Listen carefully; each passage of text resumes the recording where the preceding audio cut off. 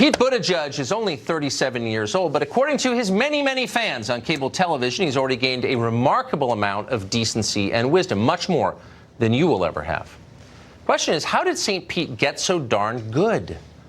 Well, it wasn't just his time at Harvard and McKinsey. It was also his service in the U.S. military, maybe especially his service in the U.S. military. He thinks that. Buttigieg has explained that he, quote, put his life on the line to defend America's rights, your rights, my rights. He said that people wouldn't oppose the national anthem protests at NFL games if they had served in the military, which they didn't, but which he did. Buttigieg has also trashed the current president for faking a disability to avoid serving in Vietnam.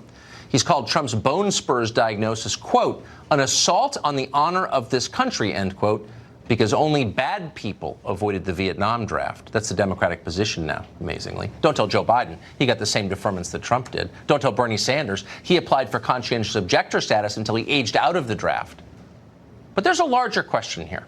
As Peter Van Buren recently pointed out in The American Conservative, if Trump's military record is fair game, well, then so is Pete Buttigieg's. And here's the truth about Buttigieg's deployment to Afghanistan. Quote, Buttigieg did all of 6 months in 2014 as a reservist deep inside Bagram Airfield, mostly as a personal driver for his boss, locked and loaded inside a Toyota Land Cruiser. It's unlikely he ever ate a cold meal in Afghanistan. Mayor Pete is milking his service for all it is worth politically, stretching a short tour into civics lessons he suggests can't be learned any other way. Peter Van Buren joins us tonight. Mr. Van Buren, thanks very much for coming on. Me.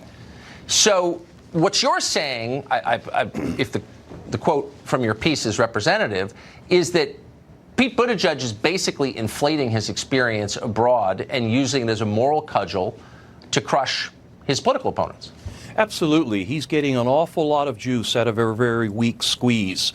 If Pete Buttigieg wants to talk about military service, he may want to start with his Democratic rival. Seth Moulton, one of the Democratic candidates, did 4 combat tours in Iraq, including leading Marines into Baghdad in 2003.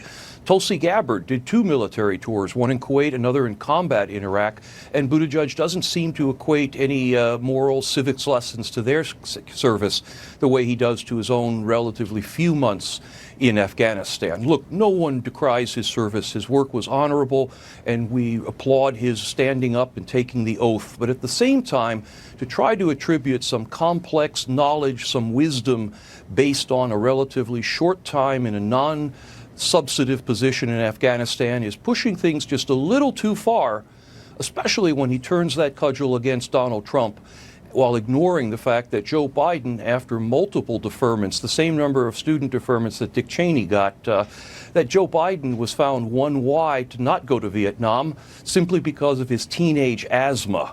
Now, if teenage asthma and bone spurs don't share a nudge inside of the medical dictionary, then I'm not quite sure where they do belong together. I mean, there's so many questions, but I guess the first is, I thought not serving in Vietnam, which the left for my whole life has told us was an illegitimate war that we couldn't win.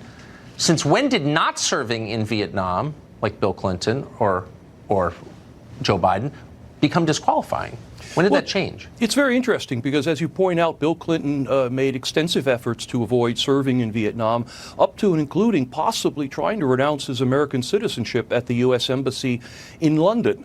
Bill Clinton refused to talk about those things, and he was elected to the White House. And in 1992, when he was running for president, the New York Times ran an editorial talking about the dishonorable war in Vietnam and how choosing not to serve in that war was almost a marker of morality as opposed to something negative. Unfortunately, when it comes time to criticize Donald Trump, Pete Buttigieg is quick to pull those things out from the history books and talk about actions completely out of context 50 years ago, while ignoring the fact that Joe Biden got the same deferments, Dick Cheney, George Bush, Dan Quayle, Mitt Romney, and Bernie Sanders all deferred out of Vietnam, and at the same time refusing to ask questions of his current generation, including AOC, about why they didn't serve when the opportunity to volunteer was in front of them. It's a great point. There is kind of a theme with Buttigieg, though. There's a lot of judgment going on, a lot of moral outrage, and you wonder how much of it exactly is justified. I mean, the idea that you're not allowed to be offended by some overpaid NFL star desecrating the national anthem because you didn't serve at Bagram Air Base with Pete Buttigieg. Like, who talks like that? Well, people who served at Bagram Air Force Base and who are not willing to place that service in proper context. They had great fresh bread there.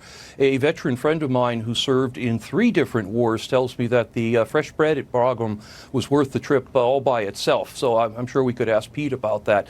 This is symbolic of the group that he belongs to, the AOCs, who find ways to judge others completely out of context, pulling out old yearbooks, looking at photos in the pure light of 2019, when in fact the context speaks of something very, very different. I'd like to ask Pete, if I had the chance, why not turn that spotlight that he seems to aim very hypocritically at only Donald Trump, turn that on some of his peers, the post-generation candidates who had the opportunity to volunteer but instead chose college or career. This idea of someone going in your place did not end in 1973 when the Vietnam War draft ended.